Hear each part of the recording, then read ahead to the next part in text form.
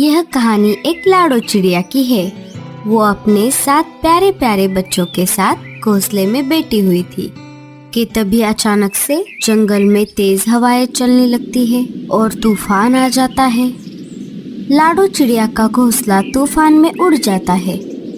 Mummy, इस अचानक आए हुए तूफान ने हमारा सारा घोंसला तोड़ दिया। अब हम कहाँ जाएंगे? बच्चों, तुम चिंता मत करो, मैं तुम्हें मीनू मौसी के घर छोड़ कर आती हूँ। जब मैं हमारा घोंसला फिर से बनाऊंगी तब मैं तुम सबको वापस ले आऊंगी। नहीं मम्मी, हम आपको हमारा घोंसला बनाने में मदद करेंगे। हमें नहीं जाना मीनू मौसी के घर। बच्चों, तुम अभी बहुत छोटे हो और अभी सर्दियों का मौसम चल रहा है। तुम सब बाहर रहोगे तो तुम सबको ठंड लग जाएगी, इससे तुम बीमार पड़ सकते हो। इसीलिए घोंसला बनाने तक तुम मीनू मौसी के यहाँ पर रहो। इतना बोलकर लाडो अपने सारे बच्चों के साथ थोड़ा अनाज लेकर दूसरे जंगल चली जाती है। शाम होने तक माँ और बच्चे मीनू मौसी के घर आ जाते हैं। लाडो मीनू मौसी के घर का दरवाजा खटखटाती है। मीनू मौसी, अरे ओ मीनू मौसी, जल्दी से दरवाजा खोलिए। लाडो बहुत देर तक मीनू मौसी के घर का दरवाजा खटखटाती रही, लेकिन मौसी ने दरवाजा नहीं खोला। अरे लाडो, तुम यहाँ पर कैसे? क्या बताऊं बुलबुल बहन? लाडो सारी बातें बुलबुल चिड़िया को बता देती है।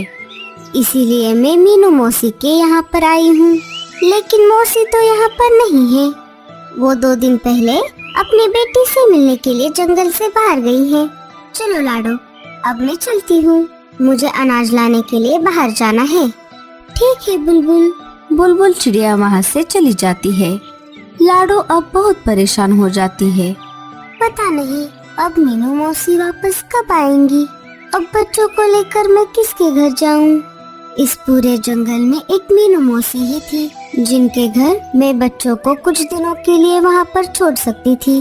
बुलबुल चिड़िया का घोंसला भी बहुत छोटा है। अब तो थोड़ी देर में रात भी होने वाली है। तभी अचानक जोरदार बारिश शुरू हो जाती है। लाडो और बच्चे जल्दी से वहाँ से उड़कर एक अनजान पक्षी के घर के पास आ जाते हैं।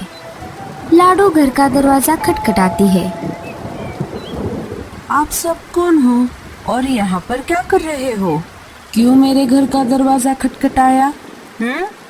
भैया जी, मेरा नाम लाडो है और ये है मेरे बच्चे।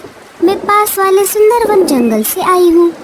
मैं यहाँ पर मीनू मौसी के घर आई थी, लेकिन वो तो घर पर नहीं है और अचानक से ये जोरदार बारिश भी शुरू हो गई है। क्या आप थोड़ी देर के लिए बारिश रुकने तक आपके घर में हमें पनाह दे सकते हो? मैं बारिश रुकते ही मेरे बच्चों को लेकर यहाँ से चली जाऊंगी। रुको चिड़िया, तुम्हें घर के अंदर लेने से पहले मैं अपनी पत्नी गोरी से पूछ लेता हूँ। कालू जी, इतनी तेज बारिश में कौन आ गया है बाहर?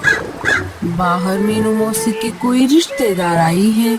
मीनू मौसी तो घर पर नहीं है, इसीलिए बारिश बंद होने तक हमारे घर में पनाह मांग रही है। उसके साथ बच्चे भी है। अरे नहीं कालू जी, मैं नहीं दे सकती हमारे घर में आसरा। जाओ, आप उस चिड़िया को मना कर दो। अरे गोरी, उसके पास एक पोटली भी है, लगता है उसमें अनाज है। तुम एक बार जाकर उससे बात तो कर लो। क्या क्या कहा? पोटली? रुकिए, मैं अभी जाती हूँ। सुन रही चिड़िया, मैं अपने घर में किसी को भी फ्री में रहने नहीं देती। तुम्हें बदले में मुझे कुछ तो देना होगा, तभी मैं तुम्हें घर के अंदर आने दूंगी। मेरे इस पोटली में अनाज है, आप इसमें से थोड़ा ले लो, लेकिन हमें आपके घर में थोड़ी सी जगह दे दो। ठीक है, तुम सब घर में आ सकते हो और अंदर आते समय अपने पैर पोंछ कर आना। मुझे मेरा घर गंदा और गीला नहीं करना। तुम सब इस घोंसले में रहना और तुम्हारी पोटली से आधा अनाज मुझे किराए के तौर पर दे देना। लाडो आधा अनाज गोरी कौवी को दे देती है। गोरी वो अनाज लेकर अपने घर में वापस आ जाती है। कालू जी, आज तो मजा ही आ गया। अच्छा हुआ ये चिड़िया हमारे पास आसरा मांगने के लिए आ गई। हमें तो बैठे बिठाए फ्री में अनाज मिल गया। गोरी, मैंने अदरक वाली चाय बनाई है, जाओ ये चाय उन सबको देकर आओ। बेचारे बारिश में भीग कर आए हैं। बड़े आ गए चाय देने वाले। वो सब क्या तुम्हारे रिश्तेदार हैं जो हम उनकी मेहमान नवाजी करें? अब चुपचाप सो जाओ, ये सारी चाय मैं पी लेती हूँ। आए बड़े फ्री में चाय पिलाने वाले।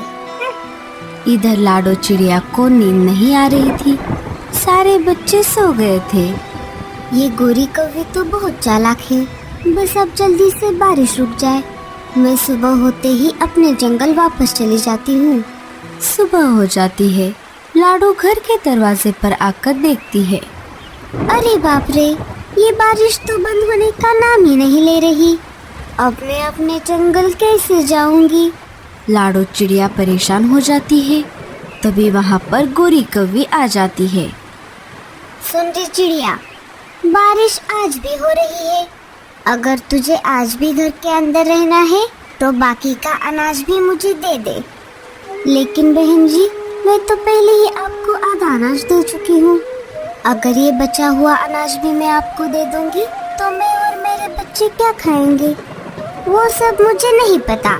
अगर तुझे इस घर में रहना है तो बाकी का अनाज भी मुझे देना ही होगा, वरना मेरे घर से अभी चली जा। लेकिन इतनी तेज बारिश में हम कहाँ पर जाएंगे? हम पर कुछ दया करो। अरे तू तो मेरे पीछे ही पड़ गई। या तो तू मुझे अनाज दे दे, वरना मेरे घर से अभी के अभी निकल जा। लाडो चिड़िया मजबूर थी और इसी मजबूरी का फायदा गोरी कौवी ने उठाया।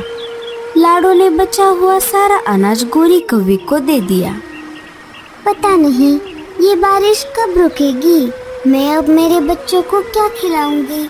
जब तक बारिश नहीं रुकेगी मैं अपने जंगल वापस नहीं जा पाऊंगी। रात हो गई थी। लाडो और बच्चे गोरी के घोंसले में सो रहे थे। रात भर तेज बारिश चलती रही। सुबह होते ही लाडो दरवाजे पर आकर देखती है, लेकिन आज भी बारिश रुकने का नाम नहीं ले रही थी।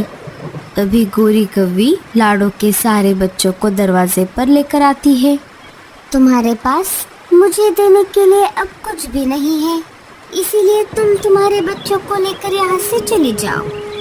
आपने हमारा सारा अनाज तो ले लिया, कृपया करके बारिश रुकने तक हमें घर में रहने दो। इतनी तेज बारिश में हम कहाँ पर जाएंगे? बड़ी आई बारिश रुकने तक रहने वाली।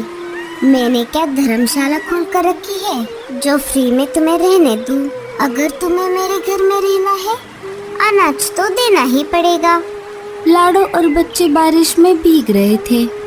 मम्मी, अब हम कहाँ जाएंगे? हमें बहुत ठंड लग रही है। ये बारिश का पानी तो बहुत ठंडा है। चलो बच्चों, हम किसी और पक्षी के घर जाकर मदद मांगते हैं। लाडो और बच्चे वहाँ से निकल जाते हैं और थोड़ी दूर आने पर उन्हें एक और घर दिख जाता है। वो उस घर के पास रुक जाते हैं। लाडो उस घर का दरवाज़ा खटखटाने ही वाली थी, तभी वो खिड़की से अंदर झांक कर देखती है। अरे बाप रे, ये तो शिकारी चील का घर है। अगर इस घर के अंदर चली गई तो ये हम सबको खा जाएगा। लाडो और बच्चे चुपके से वहाँ से निकल जाते हैं। लगातार बारिश में भीगने की वजह से बच्चों को तेज बुखार आ जाता है। लाडो और बच्चे एक बड़े पेड़ के नीचे रुके हुए थे। अब मैं क्या करूं? मेरे बच्चों को तेज बुखार आ गया है। इस जंगल में मैं और किसी को भी नहीं जानती। लाडो रोने लगती है। तभी वहाँ पर रानो चिड़िया आ जाती है। अरे बहन, तुम सब इस तेज बारिश में बाहर क्या कर रही हो? तुम्हें मैंने इस जंगल में पहले कभी नहीं देखा। क्या तुम रास्ता भटक गई हो? लाडो सारी बातें रानो चिड़िया को बता देती है। तुम चिंता मत करो बहन, मैं तुम्हारी मदद करती हूँ। आओ मेरे साथ। रानो सबको साथ लेकर अपने घर आ जाती है। पहले इस कंबल से अपने बच्चों को ढक दो। मैं तुम सबके लिए अदरक और इलायची वाली चाय लाती हूँ। रानो सबके लिए चाय लाती है, लेकिन बच्चे चाय नहीं पी रहे थे क्योंकि उनका शरीर बुखार से तप रहा था। बहन जी, बच्चों का बुखार तो बढ़ता ही जा रहा है। मैं अभी जाकर डॉक्टर उल्लू चाचा को बुला कर लाती हूँ। उल्लू चाचा बच्चों की जांच करते हैं। बच्चों को बहुत ठंड लगी है। मैं एक कुछ जड़ी बूटी दे रहा हूँ। आप ये इन्हें समय पर खिला देना और जितना हो सके इन बच्चों को गर्म रखना। चाचा, आपकी फीस कितनी हुई? रानू चिड़िया, जिस हालत में ये माँ और बच्चे तुम्हारे घर आसरा लेने के लिए आए हैं, उस हालत में मैं इनसे कैसे फीस ले सकता हूँ? आपका बहुत बहुत शुक्रिया चाचा। कोई बात नहीं, अब मैं चलता हूँ। रानू बहन, आपका बहुत बहुत शुक्रिया जो आपने मेरी इस मुश्किल हालत में मदद की, वरना मेरे बच्चों का क्या होता। नहीं नहीं लाडो बहन, इसमें शुक्रिया कैसा, ये तो मेरा फर्ज था।